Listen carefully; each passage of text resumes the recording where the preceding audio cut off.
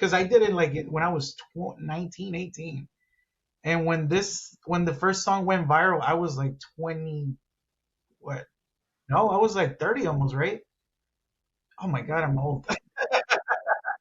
Yeah, so it was like around 15 years after that. So I think some of those kids maybe grew up and some of their generation got older, and I think that helped uh, Easy Band in that way. Rob Ruckus, Nick Collins, Kate Clover, Keith Semple, Isaiah Mitchell, Billy Harvey, Tim Howard. Check it out. Almost Famous Magazine.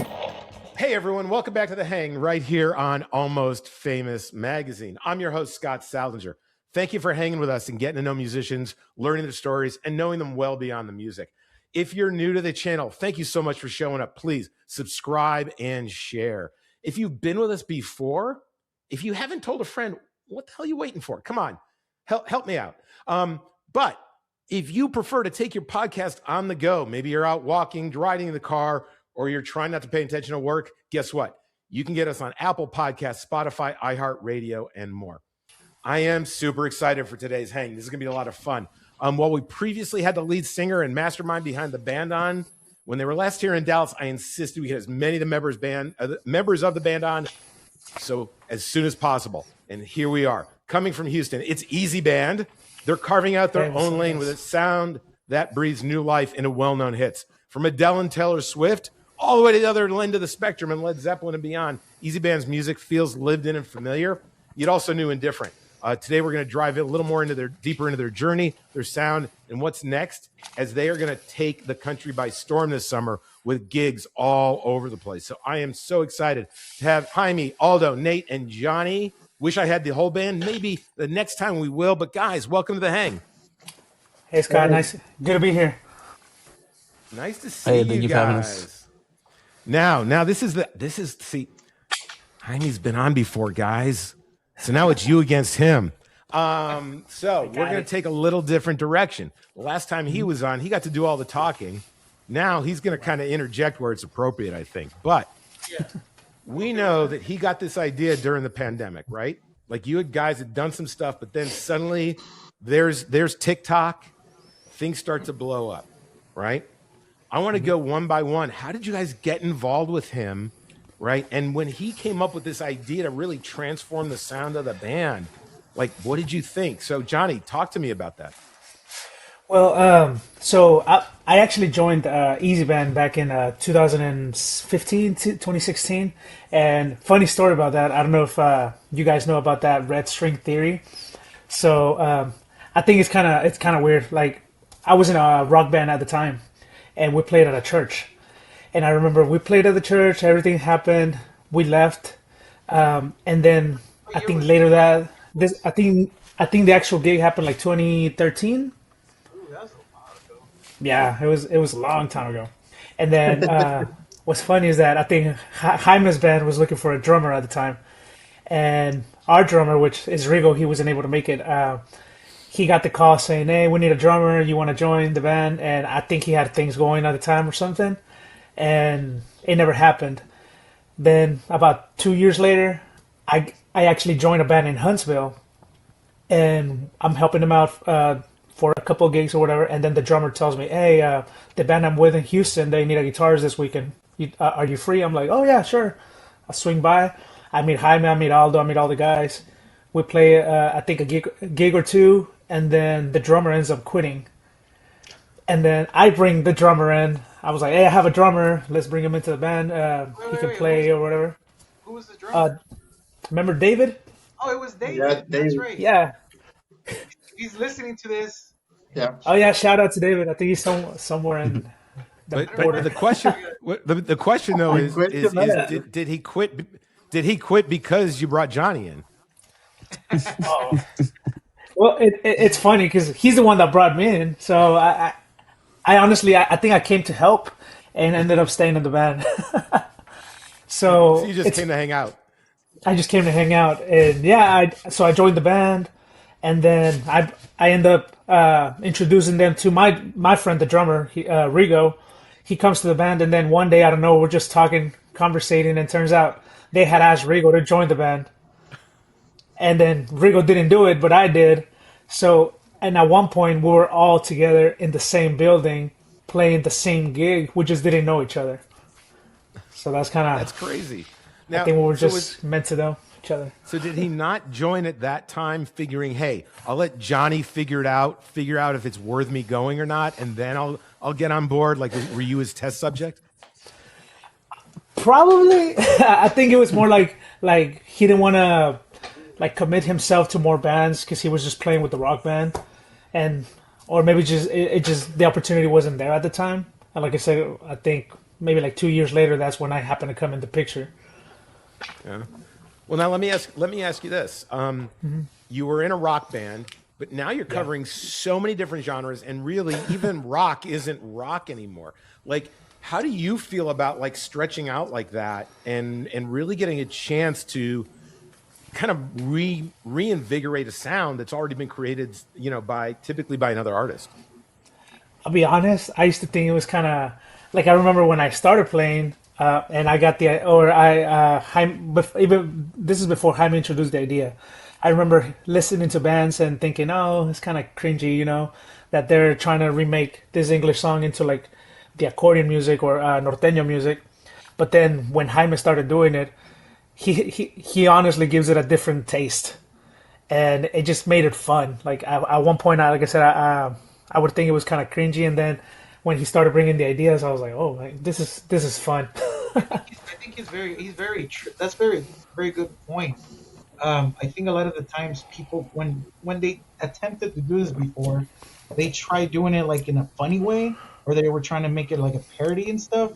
And I certainly was not trying to do that. I was trying to make this serious. So I understand where he's coming from with that point. Well, and see here, I thought Johnny was just like buttering you up for a raise. No, no. Now, Aldo, you came to the band in a whole different angle. Talk about your history with the band. Well,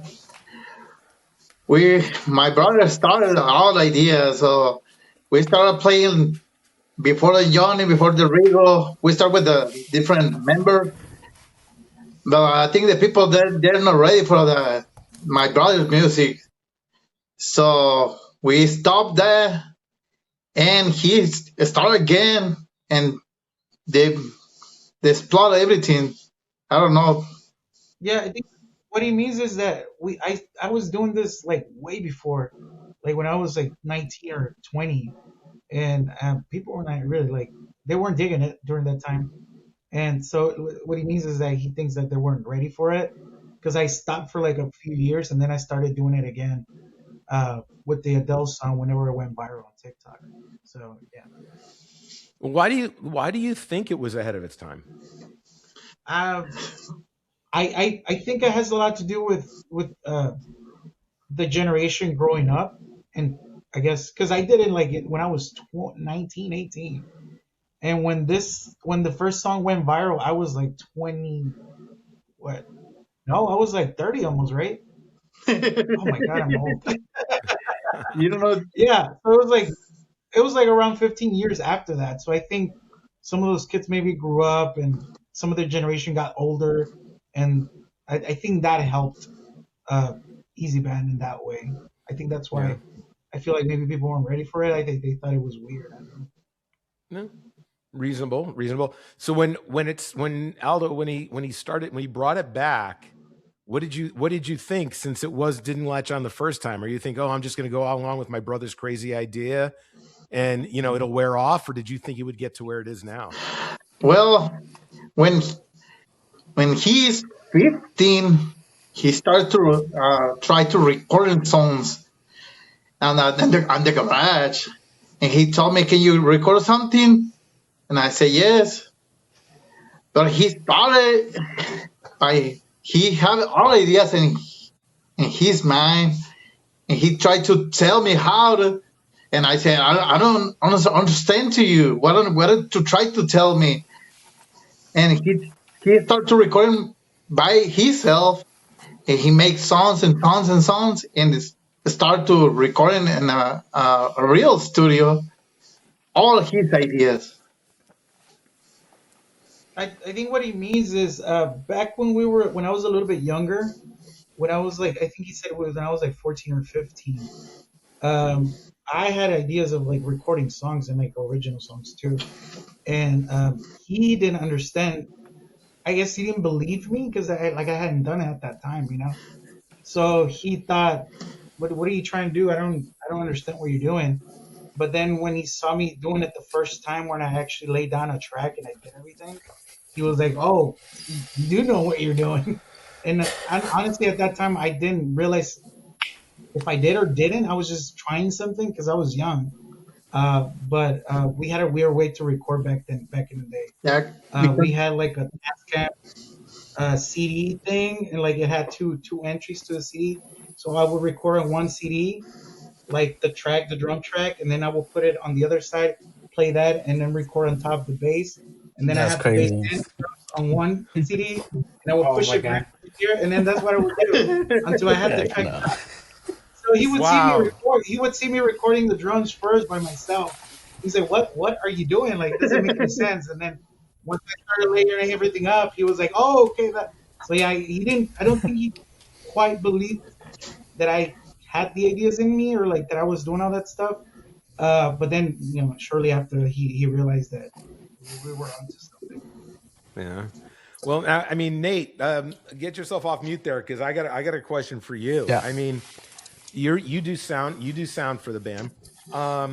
First of all, what do you think of that insanity? Number one, because I mean, most people start with like a 4 to an 8 track. They don't go, oh, I'm just going to go back and forth between a couple CDs. So that makes Jaime extra special. But the Right. you know you've got to mix all this stuff, and it's not mixing a 4-piece rock band that's a wall of sound. Like, tell me about like some of the stuff that you're doing to make sure, because your shows, that audience gets to hear everything, and you've got a lot of people on stage. Talk to me about that. Right. Yeah, it's very important for me as the engineer to make sure that all these elements are being heard on stage because, like you said, it's not a four-piece band. It's it's more than that, and it's also dynamic. So because they change genres throughout the show, some songs are mixing differently than other songs, and that I just picked up over time in my career as an engineer. But I guess that's what makes it really fun working with them. I gotta say something about Nate though. The first time we met him, I remember he showed up to one gig, uh, and I personally was super nervous because I mean, every engineer that we work for, we're talking about they're like in their 40s or 50s, and they're having trouble with our feedbacks and all that. And then I'm gonna say this kid because he's younger than me shows up like all serious, and I'm like, oh my god, what is he? Like I started like praying and everything, and then I don't know where I just see him like messing with the tablet and everything, and the sound was like 100 times better than we have ever had it before, and I'm like, oh man, okay, yeah, we found him. Now here's the thing, because I recently saw a video, right? Nate was in the video. You're checking sound, all this other stuff. Now, guys, let's make sure we're honest here, right? Like, there are a lot of people who are like really love you guys, but like now Nate's becoming a thing. Oh Like, yeah. talk to me about like not a lot of band sound guys like get known, by all the fans. Like that's some pretty big stuff, isn't it? Nate. Oh, he's on mute. Yeah, well, I don't know. I'm just trying to do my best. I'm just trying to do my job. Modest. Stop being modest. Yeah. He's being modest. I'll tell Yeah. you this one thing though. I think a lot of people don't put that much importance in a sound engineer, and I think a lot of the times the engineer themselves don't put as much importance on themselves as they should, because a lot of the times we will play and we'll do sound check or whatever, and then once the sound check was done, this was the sound engineer the whole night. That was it. And what I see different from him is that he's an upfront. He's making sure, Deuce is singing, lead now. Let's change the volumes. Let's add this and this and that. So that's also becomes kind of like another instrument within the band itself. And I think a lot of times that even the sound engineers themselves don't realize how important they are. And I always talk to him about how a lot of the engineers get old and grumpy. uh, but yeah, I think a lot of people don't realize how important the sound engineers Yeah. No, it absolutely is, especially with a band like yours, because of the fact that you don't just have a guitar, bass, and drums, right? It's just you can mix that with one ear, right? But when you have as many different instrument changes as you guys have, and the depth of all those different songs in your catalog, you have to have someone who can relay that. So Nate gets to be a rock star in his own right. Plus, now he's going to get groupies who love him on Instagram and TikTok. So hey, you can't go wrong. You can't go wrong. Let's talk about the growth of the band. Just in the last. I mean, Jaime, you were on with me. I want to say. Whoop, there we go. Johnny, you still with me? All right. I want to say. There we go. I want to say that last time we talked, you guys are primarily playing regional, but you had a really big summer. I mean, you hit up a bunch of other states I don't think you've played in before. What has been some of the reception you're getting from these other places that you're playing? It's crazy, man. It's incredible that we went that far out and there's people out there waiting for us. Case in point, Chicago, not Chicago, but it's Illinois, Elgin, which is pretty close to Chicago. There was a lot of people there for us, and we didn't. Yeah. I knew people were gonna go see us, but I didn't realize the amount of people that were gonna be there.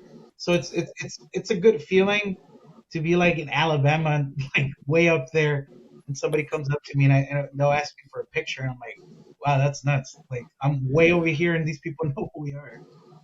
Well, let's be honest. You didn't get what, 1.5 million Instagram followers just in Houston. So the reality is I've talked about you guys on other episodes to other bands and some podcasts I've been on, and people know who the hell you are. I mean, they see what you're putting out there. So, and that's coast to coast. I've talked to different people within different music industry, and I've even talked to people within the wrestling business because I've done some covers for wrestling, and certain people will tell me you'll be surprised the amount of people that know who you guys are.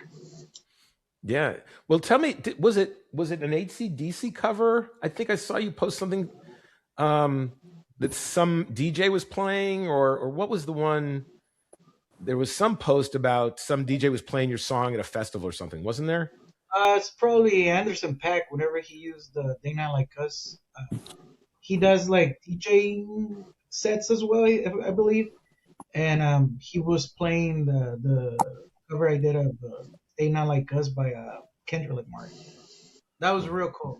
At Coachella, I think it was too. Yes, it was it was like an event at Coachella, and it was part of his DJ set, and he played the song. So that was really, really cool. That guy is top-notch musician. So what are some of the songs that you guys like? I'm sure you get 1 million different people giving you a request for what they want you to hear, right? So people watching us today are really thinking, "Oh, I would love to hear him do this song. I'd love to hear that song." And for everyone watching, please toss them in the comments below. I mean, I'm sure the guys would love to see it. What's a song that you really tried to do that didn't work out, that you couldn't make work? Has there been one?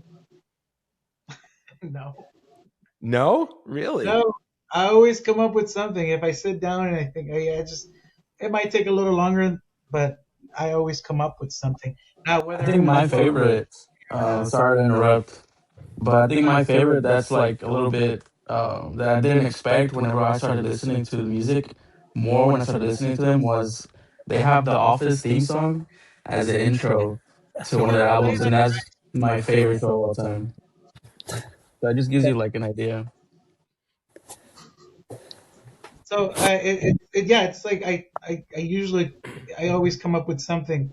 Now, whether the video does well on social media or not, that's a different story, right? But I always come up with something out of the studio. I don't think I'm trying to think if there's been anything that I I've know like. there's been a few times where we've done a few songs together and we're like, oh my god, this sounds so good or whatever, and then out of nowhere we'll only get like 20 or 30 likes, and I hate that because I'm like sitting there mixing this and I'm like, oh my god, it sounds amazing. This is gonna do so well.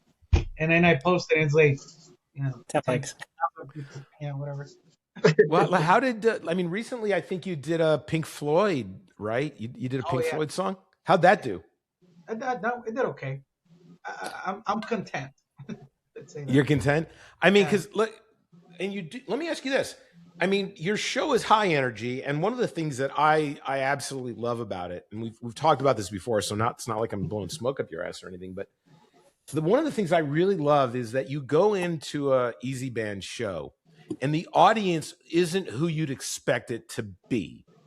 It is a diverse audience. I've been to your shows, and I've run into a ton of punk rockers, so there's definitely a mix in the audience, right? But you guys have a deep catalog of stuff you've done.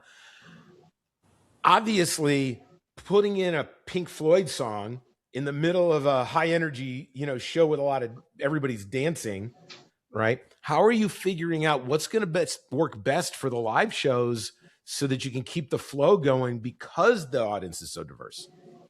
Well, I tried. It's really a matter of setting up the set list in a correct way. Obviously, you're not gonna want to put two slow songs next to each other, or a really high paced song, and then it just you have to kind of. And then sometimes once we're there, it's also a lot of reading the crowd. So if you're reading the crowd and you're like, so like sometimes we'll be, and they can attest to this.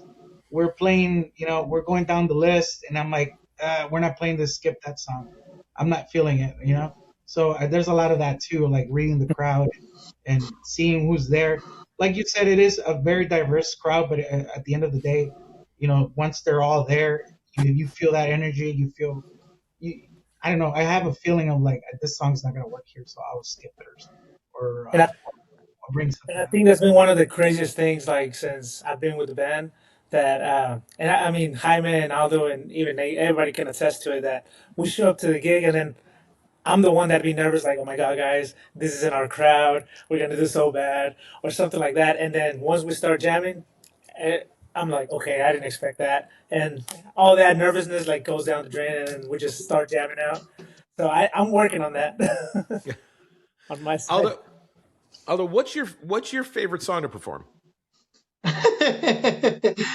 My favorite. No, I don't have one. All the songs is special because I had my brother. He put all the I can explain, but I don't have one. I think he likes Take on Me. You've always played Yeah, that. I always take on me. I like toxicity. I like Delilah. Well, every song that has special spot on the list. So I don't have. I do like playing Toxicity though. He's right. The people get nuts with that Yeah. song. Yeah. Yeah, Johnny, how about you? Um, I personally I like the rap songs. I think I used to like Toxicity a lot because that was like I always felt like, oh, my time to shine kind of thing. And then you see all the people like jumping in each other, the little slam going. But Mosh then yeah, the mosh pit. Sorry, in Spanish they call it slam. But yeah, you'll have the mosh pit, and then we started doing the rap songs, and I got the task to start rapping. So I find it a little kind of fun because I get to do something different, because I'm usually get the guitar and then waiting for the little rock parts or doing the solos here and there. And on Oh, that's that, song, I put my guitar behind me and then I grab the mic and I become an MC. we should give you a rapper's name, like Lil J or something. I think you're onto something there. I think you need a Hey, rap name, dude. oh, hey, I'll take suggestions. Put them in the comments below, Oh, everybody. for sure. Johnny's looking for a rap name. Although I think Nate's sitting there going, I got a dozen in my head, but I'm not sure if I should say anything. I'll take him. Uh, um, so yeah, I mean, we've talked about it. I mean, they're definitely. It's interesting because the way that you put the songs together, I don't. I think because of the diversity in the style that you're going for, it gives you a lot of open space to work with. So you can do the unexpected and yet it works. Right? It's almost like it's not instinctual. You know, like you don't want what's instinctual, right? It's like because you have that ability to get a little further out there, but that's kind of the secret sauce. Do you I see it think that way? I think people expect that too from us too. Um, they always expect something different and something out of the blue. Just like Nate said, like we're jamming out to the Office theme.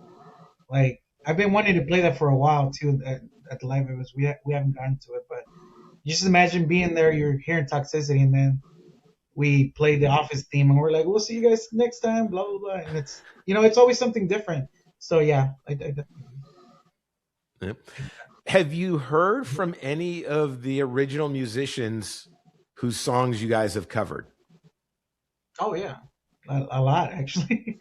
Tell me some of the stories. Bruno Mars just commented on one of the videos, so I was like, I love Bruno Mars, so it was very nice. All he commented was Sans, but that was enough for me. Well, he's going on tours, so you never know. Maybe you guys should be opening up for him. I would love to do that. Anybody out there watching connected to Bruno Mars? Can you do him a solid? Please. Oh, for real. Who else have you heard from that you've covered before? Oh my God, I don't know. Can you guys help me remember? It's a lot.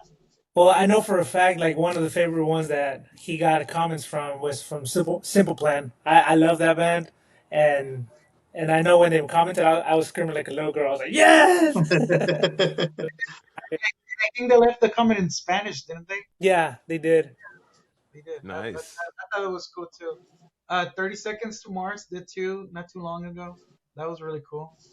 Anderson .Paak has shared videos before. He recently used that to cover in his DJ set. System of a Down, they shared the video.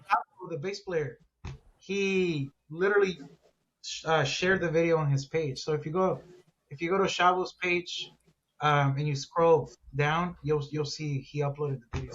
Yeah, that was really cool too. Nice. Now I got a challenge for you. Since you have a female voice in the band, and we were talking a little earlier, before we started recording about, I really see an avenue for you guys to do some punk music, right? I mean, a Dropkick Murphys, maybe something like a Bridge City Sinner, maybe Amigo the Devil. I mean, there's so much stuff. There's so much great punk music and new punk music. But one of the big things in punk are female-led punk bands. So maybe there's an opportunity for you to do like a Bad Cop song and let Dulce sing that, or like Interrupted, or any of those female-led punk bands. That'd be super cool because she does a lot of the more kind of dance numbers, but you get a chance to let her unleash on the audience. That's good. That would be super cool. I do like that. Yeah. We'll put away the Taylor Swift songs and give her some of that. Oh yeah, let her go all in punk. So I think it's too bad she's not here, but I mean it's really I mean the fact that it's not an all guy band too is just great that you share. Well, that also helps with the picking the songs too, right? So now I don't just have to pick guy songs. I now have this other world of songs that we can choose from. So that's one of the reasons why I love having her in the band, because we can do that. What are some of the songs that she might have brought to you to cover? Is she giving you any ideas? I just did a cover of Need You Now, which she had asked me for this song for probably 4 or 5 years now, and I never got around to it. And I told her I would do it this week. So we just literally released a short of it. Nice. By Lady 8. I don't think they're calling Lady Antebellum. I don't think they're calling it Lady Oh, Antebellum. they're not anymore. No, they changed their name. What the heck did they change it to? Just It Lady might A. just be Just Lady Lady A, A. I think. Yeah. Oh, Yeah. I'm that Yeah. far behind. She's been asking me for that song for years, so I finally did it. Nice. Are there any you're gonna let's talk about this it's April. Let's talk about the summer. Do you guys have a bunch of shows lined up already? What's the summer shaping up to look like? It started to shape up. We usually start the year a little slow. We were a little bit busier this year, so the calls are starting to come in. So we're hopefully what I really want to do this summer is go to California. Yes. We haven't been there, and I feel like there's a lot of fans out there that want to see us. So I'm working on hopefully getting something over there. There are definitely fans out there in California. I've talked to people in California who know about you guys for sure. I think you should look at I think one place that might be good be like the Fresno Fair in Fresno, California. I think that'd be great for you. To be perfectly honest. And you guys, I mean, having played you played the Houston Rodeo, didn't you? Oh yeah. So you should be able to pick up any state fair in the country. I mean, I think that's reasonable, don't you? We played at in New Mexico at the Zobra for like 50,000 people, so that might look good in our resume. I'd say. Have you ever heard of Sosobra? No, tell me about it. The burning of Zobra. You want to tell them about it, Jen? I'll let you speak. So I feel like I'm talking too much now. I know I didn't know much of it until they invited us. I asked a couple questions, and I think they do it every year where they burn. It's almost like a Burning Man. They burn this big old monster looking thing. They call it a Zobra. When was it? I think it was in August, either August or September when we went, and they literally closed the whole town of Santa Fe. They told us you guys got to be here on stage by 4:30 because at 5 they close and you guys ain't gonna make it. And we made it about like 2 minutes to spare, and literally every store in town got shut down. The roads you couldn't even drive; you had to walk. And I mean, once we got there, I think it was like 50 or 60,000 people. They had this amazing drone show that was like playing like different shapes and everything along with the music, and then they burned the big old Zozobra, and it was something that amazing. Okay, I got questions. Did they burn it? Well, like, were you on stage, and was it behind you on stage when they burnt it? Because if that's so, you might have to change your name to Rammstein. So while we were playing, the whole thing was like moving, and then we finished our set, and then they started the burning.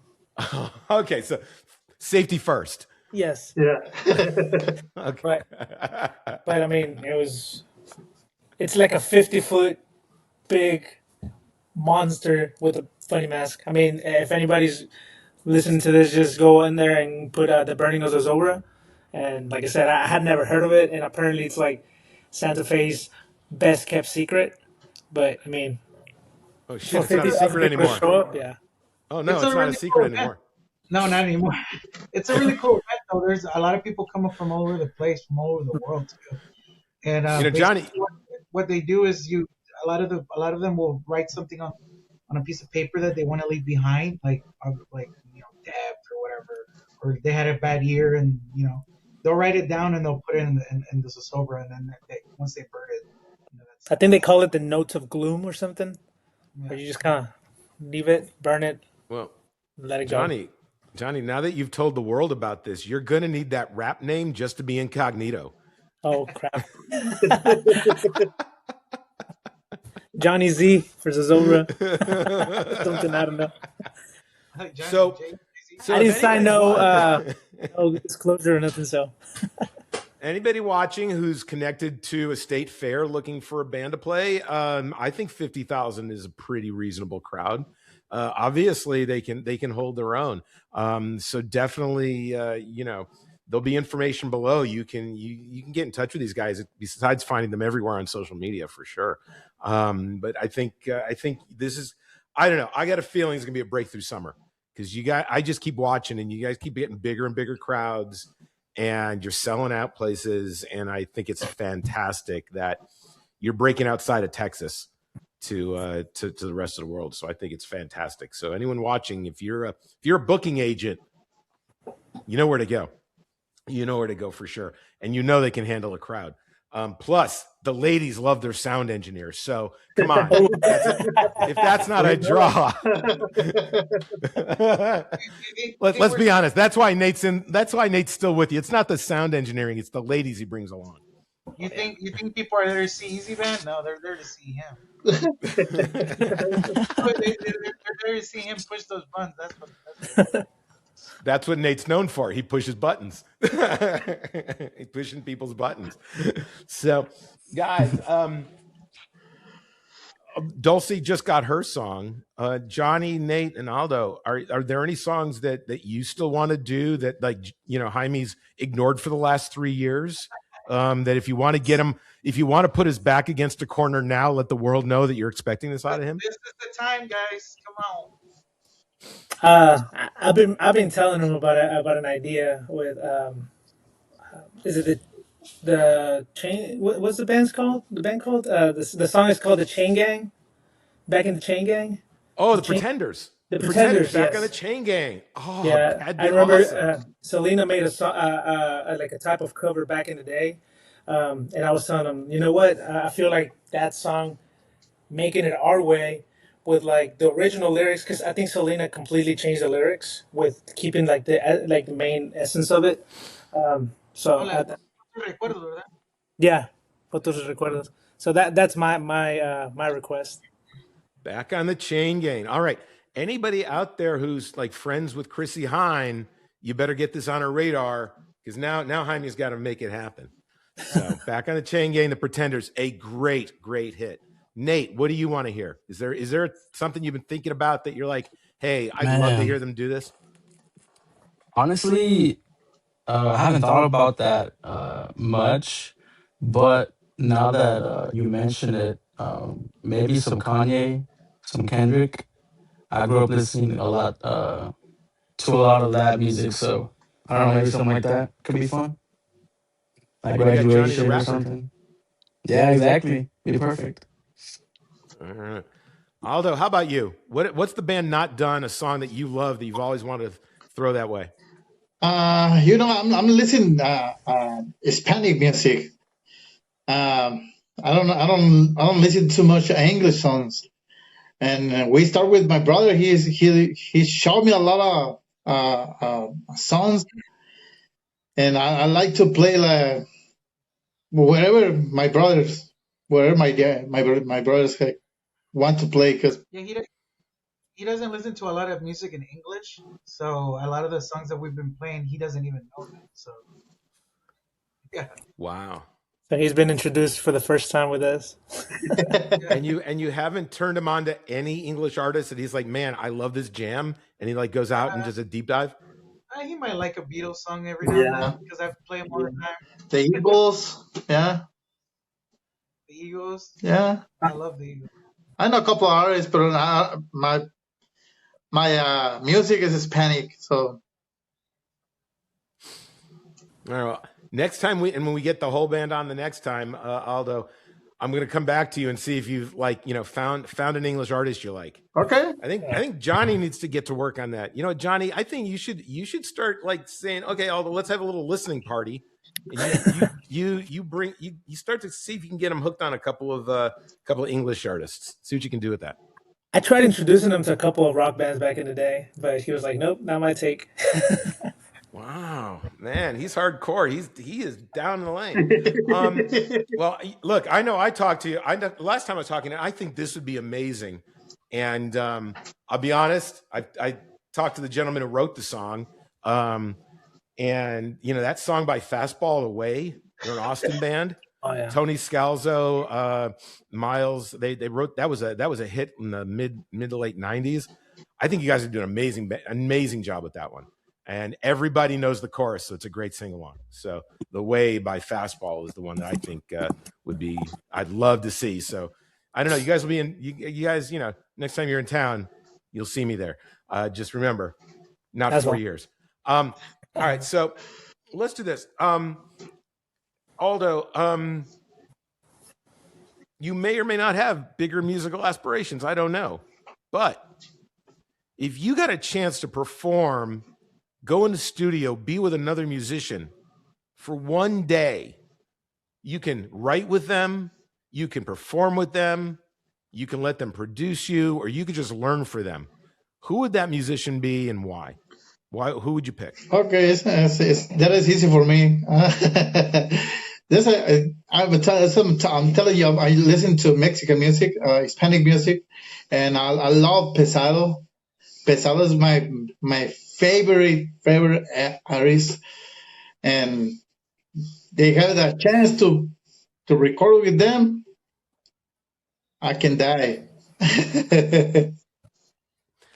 Happy. Well, I don't want that to happen to you because you're too nice of a guy, and the band needs you. The band needs you. You're under contract, dude.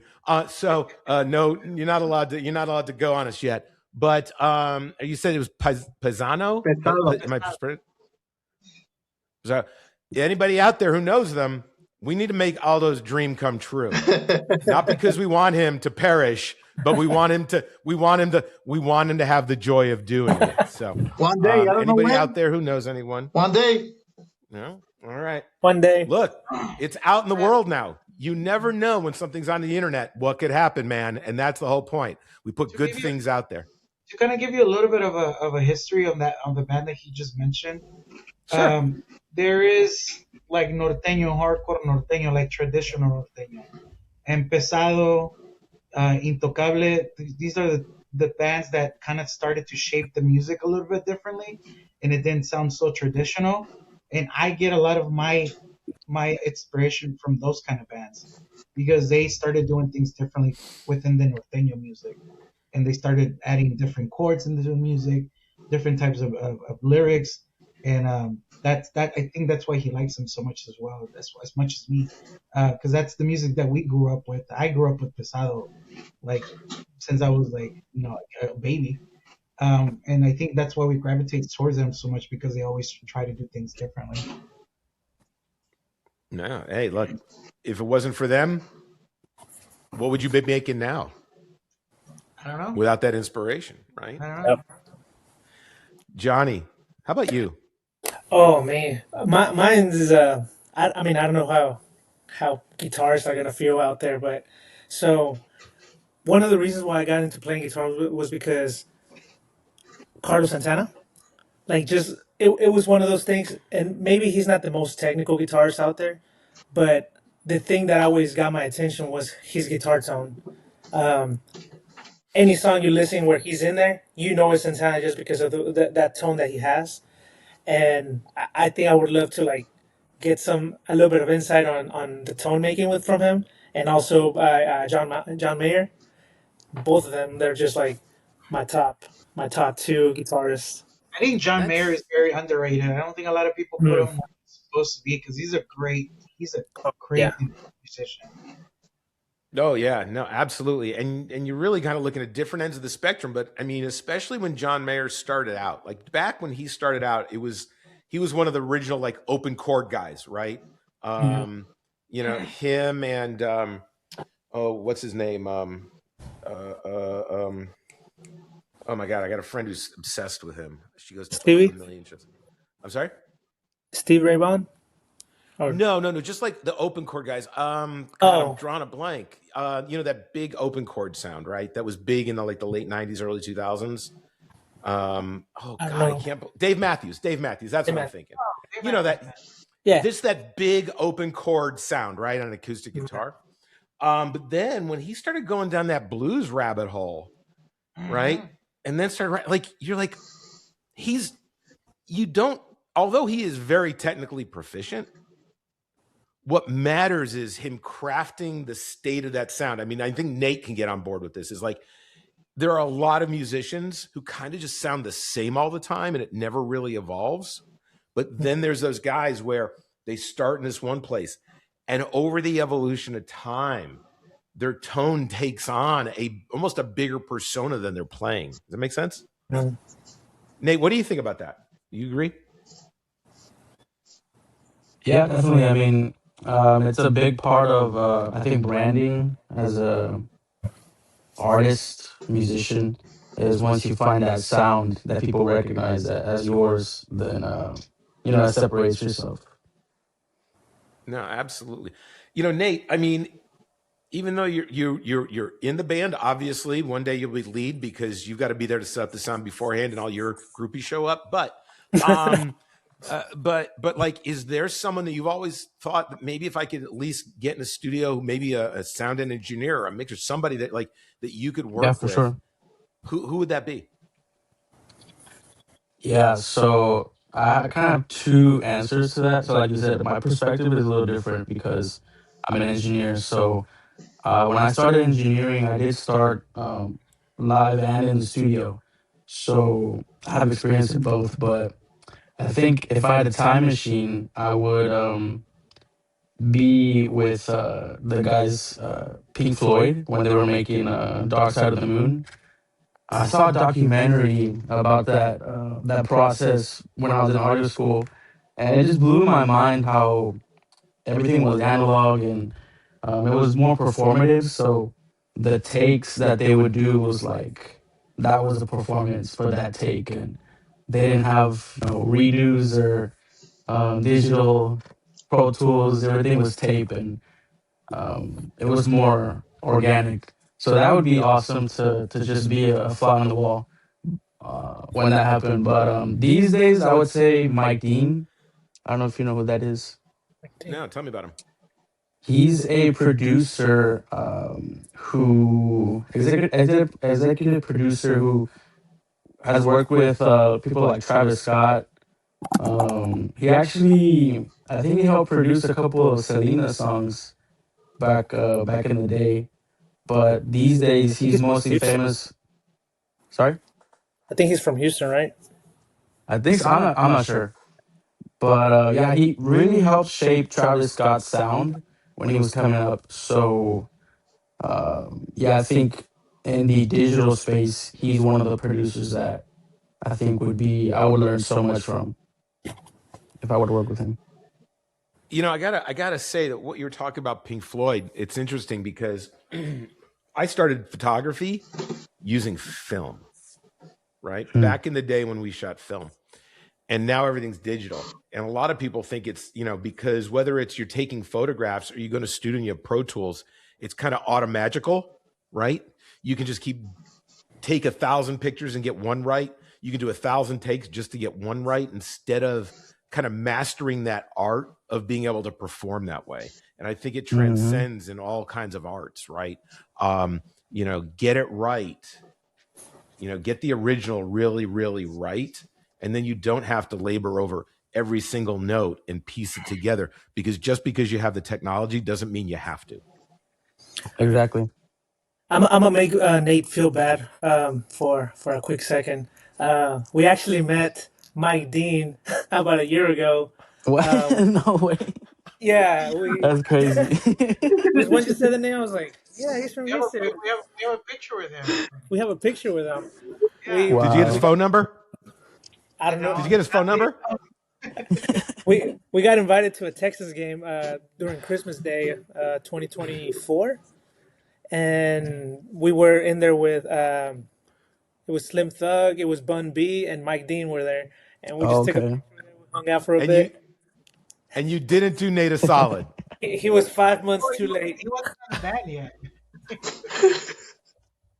Yeah, Yeah, no, sorry. that's crazy. I would have loved that No, for sure. But I joined. I was not till like what is it, like June or May of last year. Yeah, this happened December of the year, so you were about 6 months You know what short. this means, Nate? You got to start like when the band's not doing a gig, you got to start hanging out with them more because you never know who they're going to meet. Yeah, for You real. never know. Make sure you take them to a game. I mean, consider it a bonus or something. I don't know, but take him along. You never know who he may meet. He's missing out on some opportunity there. We got to make Honestly, his dreams true. we weren't expecting to see him there. It was kind of out of the blue. I knew was it Bun B that was there, Yeah, we knew Bun B was there. but I didn't realize they were August. Slim Thug was there, and we were like, "What?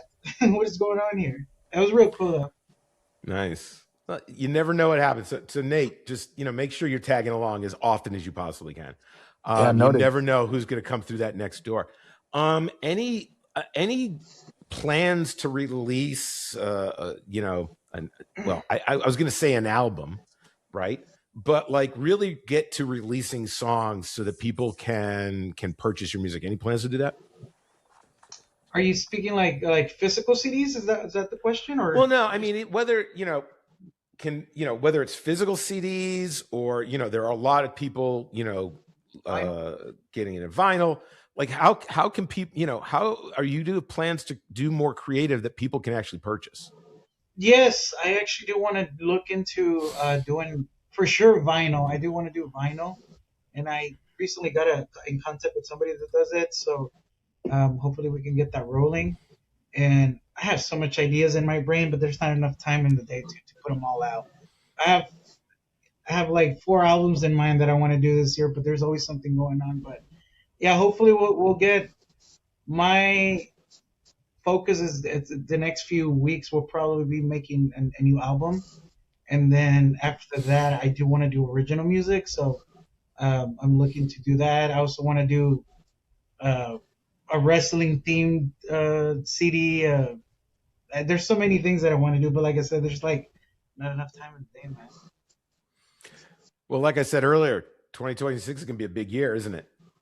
I feel it too, man. I feel it too. I feel like something's gonna happen. Now, with all that creativity coming out, let's just throw something out in the ether. If there was someone that could work with you on do you have a dream of someone who if they could work on that with you or the band, who might that be? Like knowing some of the songs you've been thinking about, who might be somebody that if someone watching got in touch and they rang you up and said, "Hey, can I work on that with you?" Who might be somebody that you'd allow a guest for a song? Oof, I would definitely love to have because I was thinking of doing. I still have I have the list of the songs that I'm gonna do, but there's a song that I'm not too sure if I want to put it in there or not, or if I want to put it on the next one. But Jared Leto would be cool to have in there, and I know it sounds crazy, right? But if he were to sing in the song with us, oh man, that would be so awesome. That'd be super cool. No, Jared Leto. Oh, they left a comment in the short version that I did, so you never know. All right, let's see. Hey, again, you put it out there in the world. As everyone who watches knows, we are huge supporters of supporting musicians. Easy Band has last count. I think there are 32 of you in the band. There's a lot of people on the stage. You got to support your musicians. Mm-hmm. So you got to buy the product. Don't borrow it. Don't steal it. Don't stream it for free. Please buy the things that they put out. Go to the show, buy tickets. They got merch. Links will be down below. We have to be supporting our artists. Tip the sound guy. Exactly. Because one of these days, Nate's going to have his own merch too. But this does not happen for free. Like they got to get to those shows and they don't get paid till they're done. So you got to be supporting your artists. It's super important. I know we all have financial challenges in life, but art, and this is art, is something that you get to keep, whether it's you buy a ticket to a show and that's the best show memory you've ever had and you tell all your friends about it, or you buy a record and you play it till the needle wears through it. That's an experience you hold on to because you own it. So it's so important to be supporting artists. And I think that goes too for other bands, not just us. There's a lot of talent out there. Every band.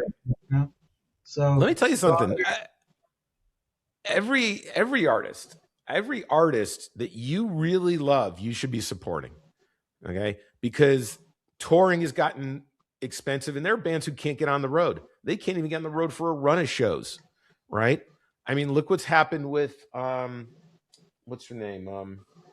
What was that band? With Butch Vig in it, Cranberries, right? They said they can't tour anymore, right? They're not going to tour the States. I mean, a lot of bands can tour in the UK. It's easy to get from one side to the other, right. But getting from one side of America to another and making money at it, I mean, there's a lot of sacrifice comes. So every band that you love the music, you appreciate them, go out and support them, right? Go out and buy shirts. We all love wearing a good band T-shirt. Go out and buy the music. Absolutely. And with that said, the way we kind of wrap these things up is I love to learn about other music that people are listening to. We're just sitting here. I think Johnny's gone through like a couple glasses of wine, had a beer. He's feeling pretty loose.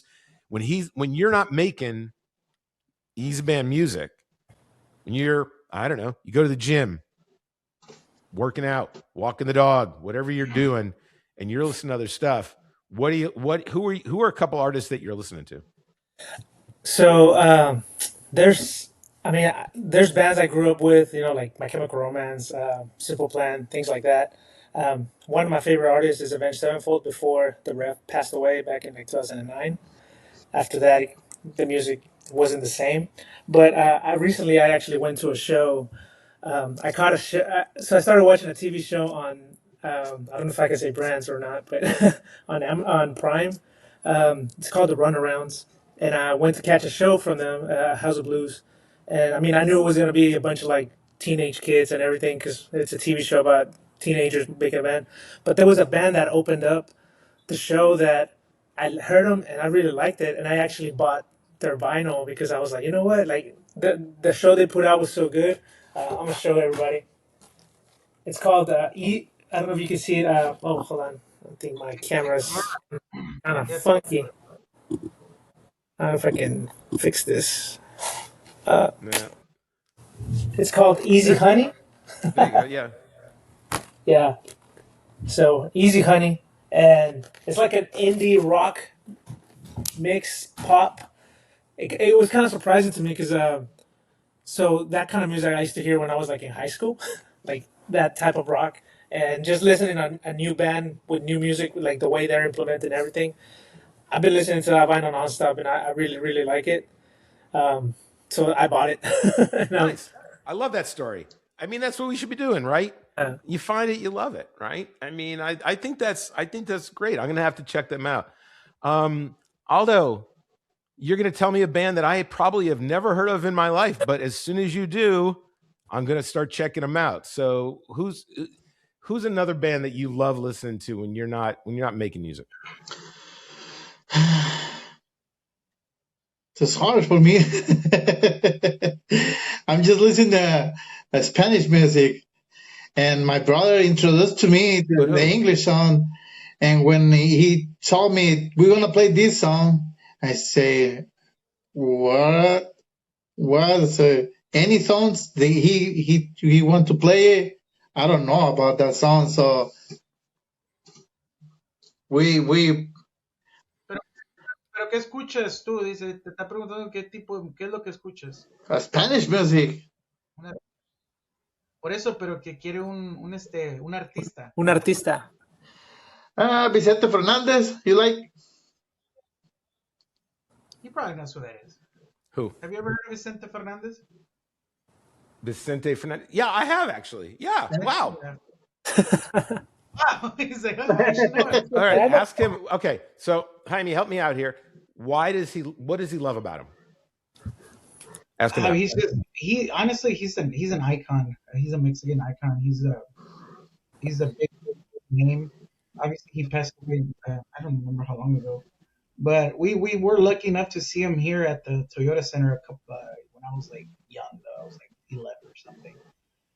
Nice. He's one of those. He's one of that music that you listen to when you're getting drunk with family, and everybody's like really drunk, and you put Vicente Fernandez on, and everybody's gonna scream. So. Nice. Nate, I'm sure when you listen to music, you have an engineer's ear. Come off mute. I want to know who you listen to. You like listening to. So I gotta tell the engineer to come off mute. Yeah. Just making sure my levels are good here. Right now, honestly, okay, I'll say this: I like every type of music except modern country. And if anybody loves modern country music, I'm sorry. But right now I'm listening a lot to. It's called Brazilian funk. I don't know if you've ever heard of it, Mm-mm. but it's really popular in over in the favelas in Brazil. I've seen a couple videos that go viral where they just have like a bajillion speakers on top of a truck, and they're just like blasting music down the street. But it's called Brazilian funk, and it's like really modern, very dance type of music, which I like. And that's right now. That's what I'm listening to. But it could change tomorrow. I'm gonna have to check that out. Although I think putting a ton of speakers on the back of a truck, wasn't that in a Mad Max movie? I think. Yeah. I mean, I know that you get inundated by everybody making a million different requests that they want to hear different songs that the band do that. But when you just want to escape all of it, nothing that you're going to cover, but that you just love to listen to, and it means something to you. What's something you jam out to that you just really just kind of centers you and speaks to you? America. I love listening to America. Paul McCartney. Those two right now. Those two are like my.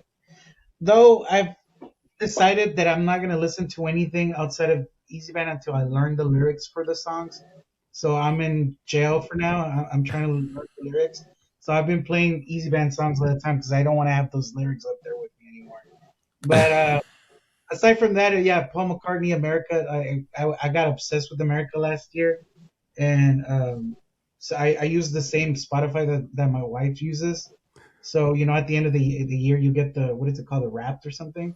And it was like nothing but America songs. She's like, "You ruined it. You ruined my." They were all American songs, and I was like, I was obsessed with them last year. I don't know what happened. Meanwhile, America is getting their Spotify fans for the year, and they're like, "Huh, this woman really likes us. She's our top fan." But, the sweet part is that she likes them too, right? So it's not like she was like super mad about it. She loves them too. Like, we saw them, I think, 2 years ago when they were here in Houston, and it was real fun. We enjoy the same kind of music too. So. But That's she was important. like, "Man, it's all America though." I love it. That's awesome. Guys, this has been a lot of fun. Everybody who's watching who has never seen Easy Band, what in the world are you waiting for? You've got to go to an Easy Band show. I'm telling you right now, if they're in your area, and let me say this. They make any bad day, they make a hell of a lot brighter because you're going to have so much damn fun. You're going to walk away going, I loved every minute of it. And I'm not saying that just because I enjoy it, but meeting people at their shows, they all leave with a smile on their face and they feel the love of these artists for their music. So do not miss a chance to see them if they're anywhere near you. We're going to have all the links below so that you can figure out where they're going to be near you. Even if you have to drive 2 hours, go make a day of it. Go see Easy Band. So, guys, this has been a great time to get a chance to catch up with you. I can't wait to see you guys again. And we're still going to, when the albums come out, we'll get everybody. We'll align all the calendars, all 32 of them, and we'll get everybody on. And we'll have a grand time. So we'll make that happen. But for now, I thank you guys for making it. Aldo, Nate, Johnny, Jaime, thanks for making time. It was great to see you guys. Hey, thanks for having us, Scott. Yeah, thank you. Absolutely. Thank you. And everybody, please keep coming back for more. We enjoy making them. But most important, right now and always, love yourself, be good to yourself, and then do the same to others. You help make the world a better place, and we need more of that. So, guys, I appreciate it. Everybody, we'll see you soon on The Hang. Bye for now. Peace.